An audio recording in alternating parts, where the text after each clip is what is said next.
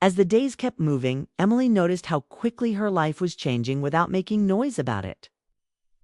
Because nothing dramatic happened, yet everything felt different. And the routine she once used to survive was slowly replaced by moments that felt real, like shared meals, short walks, and conversations that didn't feel planned. And Ryan became part of that change in a quiet but steady way, not forcing his presence, not rushing anything. Just showing up when invited and sometimes when not. And each time he did, Emily felt more at ease, because with him there was no pressure to be strong or cheerful. And they talked fast, jumping from topic to topic, about work struggles, childhood dreams, music that reminded them of better times, and regrets they rarely admitted to others. And Emily realized she was opening up without fear, saying things she once kept hidden, like how lonely nights still felt, how grief didn't fade but softened. And Ryan listened closely. Not with sympathy, but understanding, because he carried his own losses. And that shared understanding built something honest between them.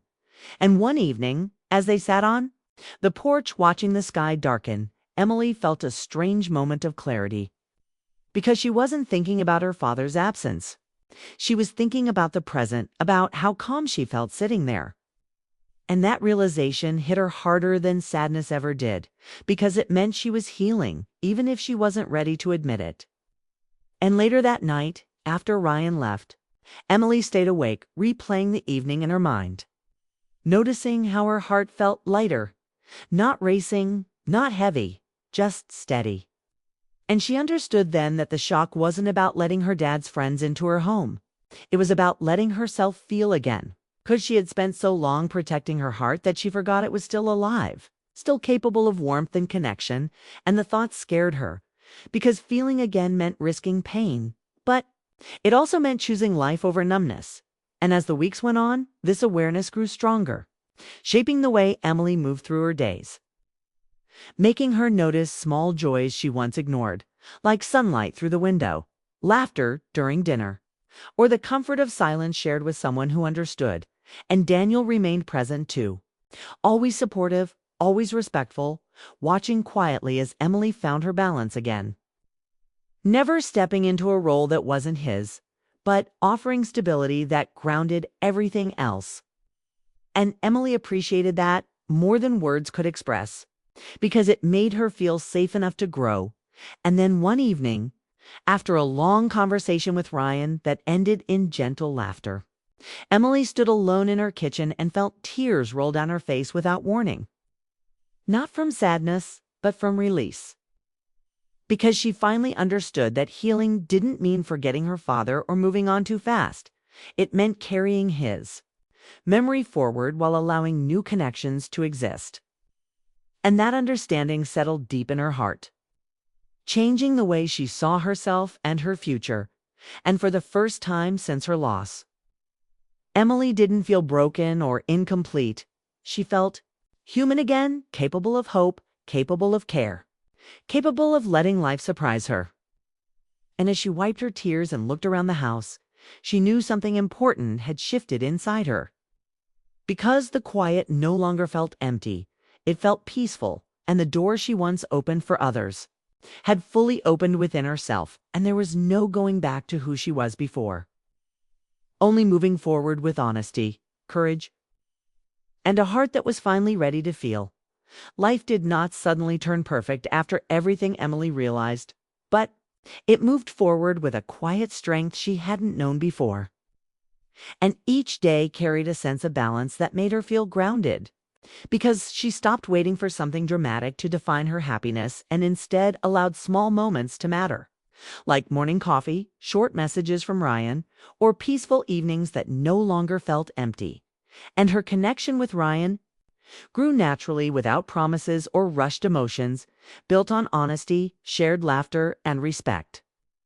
And they spent time together in simple ways, taking walks, talking about future plans without pressure, and learning each other's habits. And Emily felt safe in that slow rhythm, because it didn't demand anything she wasn't ready to give. And Daniel remained part of her life too, offering guidance and warmth without expectation, always honoring her father's memory while supporting Emily's growth, and she realized how important that balance was. Because it showed her that love could exist in many forms without conflict, and as weeks turned into months, Emily found herself stepping into life again. Reconnecting with friends, exploring interests she had abandoned, and learning how to trust her emotions instead of hiding from them. And one evening, while sitting on the porch with Ryan under a calm sky, Emily felt a deep sense of peace. Not excitement or fear, just clarity. Because she understood that what shocked her wasn't a single moment or choice. It was the realization that healing didn't come from closing doors, but from opening them carefully. And she smiled as she shared that thought with Ryan, who listened quietly before telling her that some people only find themselves after loss, and that they deserved happiness just as much as anyone else. And those words stayed with her because they felt true, and when Ryan reached for her hand gently, not as a promise but as reassurance, Emily didn't pull away because she trusted herself now. And as time continued, Emily stopped measuring her life by what she lost and started seeing it through what she gained. Strength, understanding, and the courage to let people matter, and the house that once felt frozen in grief became a place of growth, filled with warmth, memories, and new beginnings. And when Emily looked back on the night she first opened the door, she no longer felt fear or confusion, only gratitude, because that moment taught her that love doesn't disappear, it changes form, and sometimes the most shocking thing isn't what happens next, but who you become when you finally allow yourself to live again. Emily never planned to open the door that evening, and that was what made everything move so fast once she did. 'Cause the night had already been heavy with memories, the kind that settle in the chest and refuse to leave, and she was standing alone in her father's house, the same house where his laughter once filled every corner. Now quiet, except for the ticking clock and the hum of the heater, and she told herself she was fine, that she had learned how to live with silence when the phone rang and broke the stillness like a sudden wave, and for a moment she stared at it, unsure, knowing that calls usually meant sympathy or awkward check-ins. But something pushed her to answer, and the voice on the other end was familiar. Steady and kind, belonging to one of her dad's old friends, Mark, who said they were nearby, that they had been talking about her father, that they wondered if they could stop by for a few minutes. And Emily felt her chest tighten because it had been months since anyone connected to her dad had come by. And the idea scared her more than she wanted to admit, because it meant facing stories, faces, and parts of her life she had packed away to survive. Yet before she could talk herself out of it, she said yes, and when the knock came minutes later, it felt louder than it should have, echoing through the house like a challenge, and as she walked to the door, memories rushed in fast, her dad opening it with a smile, teasing his friends, offering coffee, even when it was latent. When she opened it, there they were, older now, carrying tired eyes and gentle smiles, holding the cold night air on their coats, and they looked at her with care, not pity, which caught her off guard.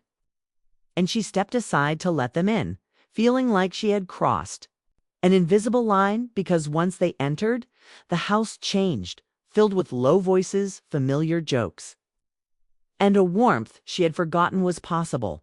And as they sat in the living room, their presence made the walls feel closer, safer. And they spoke quickly, not dragging things out, sharing short memories about her father, about work, about life moving on whether anyone was ready or not. And Emily listened, answering when needed, surprised by how easily the words came, how she didn't have to pretend. And then she noticed one man standing near the bookshelf, quiet, hands in his pockets, looking at a photo of her and her dad from years ago. And this was Daniel, someone she remembered only vaguely from childhood. But now he seemed different, calm in a way that didn't demand attention. And when he turned and met her eyes, he didn't rush to speak, didn't ask questions. He just nodded, as if he understood the weight of the moment, and that small gesture stayed with her because it felt honest, and the evening moved fast after that, with laughter mixed with pauses. Stories that ended before becoming too heavy. and the realization that time had passed without her noticing. And when Mark finally checked the clock and said they should go, Emily felt a sudden pull of disappointment she wasn't ready for, because she hadn't felt this connected in a long time. And as they stood by the door, Daniel thanked her quietly for letting them come, saying it mattered more than she knew. And when the door closed behind them, the silence returned, but it was softer now, filled with echoes instead of emptiness. And Emily leaned against the door, breathing out slowly, shocked by how much one small choice had shifted something inside her, because she realized the door she opened wasn't just the front door. It was the one she had closed after her father died, and even though nothing dramatic had happened, no big moment, no sudden change, she felt it clearly. That this night was the start of something she didn't yet understand. And that scared her, but it also made her feel alive again, and as she turned off the lights and walked down the hall, she knew she wouldn't forget this evening, because some doors once opened never fully close again. The weeks after that, night moved faster than Emily expected, as if opening the door had set life back into motion. And suddenly the house was no longer just a place of quiet memories, but a space where voices returned. Because her dad's friends began stopping by again, sometimes together, sometimes alone, never staying too long, never forcing anything. And Emily found herself adjusting without effort, learning how to welcome people without feeling overwhelmed. And each visit felt lighter than the last, filled with short conversations, shared coffee, and moments that didn't need explanation. Yet what surprised her most was how natural it felt to see Daniel again. Because he became a steady presence, not loud or dramatic, just calm, respectful, and attentive, always arriving with a small smile and leaving without making the space feel crowded. And Emily noticed details she hadn't before. The way he listened more than he spoke. The way he spoke about her father with warmth, but not sadness, as if honoring him through quiet respect rather than pain. And their conversations moved quickly from simple topics to deeper thoughts without feeling heavy, touching on work, change, and how life rarely follows plans. And Emily found herself speaking honestly without realizing it, sharing things she hadn't said out loud since her father passed. And Daniel never rushed to fix anything, never offered advice she didn't ask, for he just understood. And that made her feel safe in a way she hadn't felt in a long time. And then there was Ryan, Daniel's nephew, who joined him one evening without warning, bringing an energy that was different but just as grounding, closer to Emily's age. Thoughtful but easygoing, carrying his own quiet struggles that showed in his eyes. And with Ryan, conversation moved fast, filled with small jokes, shared tastes in music, and stories about missed chances and uncertain futures. And Emily felt herself smiling more than she had in months, surprised by how quickly comfort could return when she wasn't guarding every emotion. And the evenings blended into each other, never repeating the same moments, always moving forward.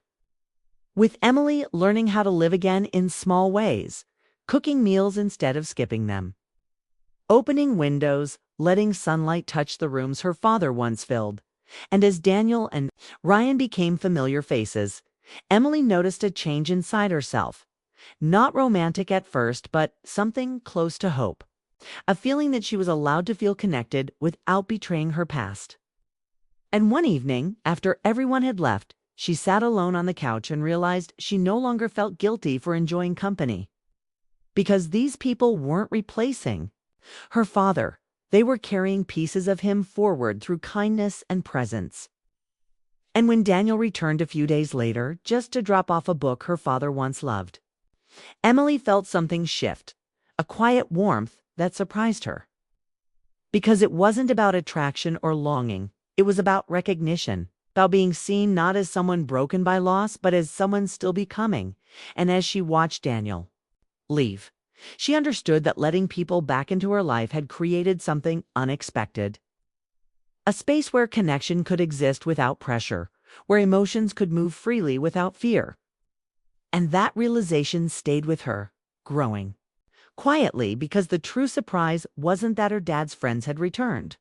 It was that Emily herself had returned to piece by piece without forcing it, without even noticing. And as she turned off the lights that night, the house felt alive again, not because of the past, but because of the present. And for the first time in a long while, Emily didn't wonder how to survive tomorrow. She wondered what might happen next.